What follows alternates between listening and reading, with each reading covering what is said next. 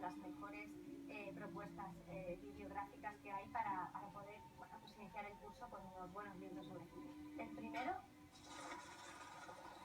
el libro de cine según Hitchcock, es este libro sí que no es que sea de referencia, es que todos deberíamos tener un ejemplar en nuestra mesilla, ¿no?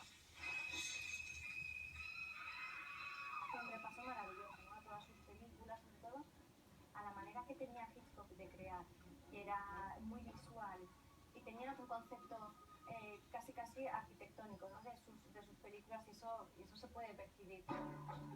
Guillermo Balmori lo que hace es un repaso también exhaustivo a las comedias de la época dorada de Hollywood.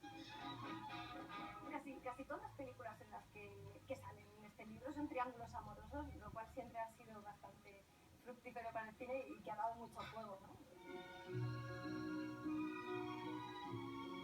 Audrey Hepburn, como no, en Desayuno con Diamantes, porque bueno, mucha gente, es verdad, que dice que bueno, que Desayuno con Diamantes tampoco es que sea una comedia, ¿no? Pero bueno, al final se convirtió pues en un icono del amor, del romanticismo y del cine clásico también. A lot of world to see. We're after the same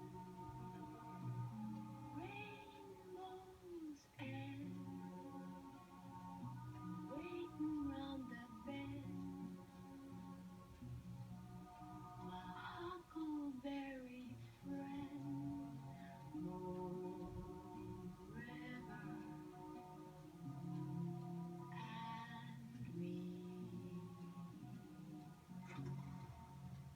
Algunas vidas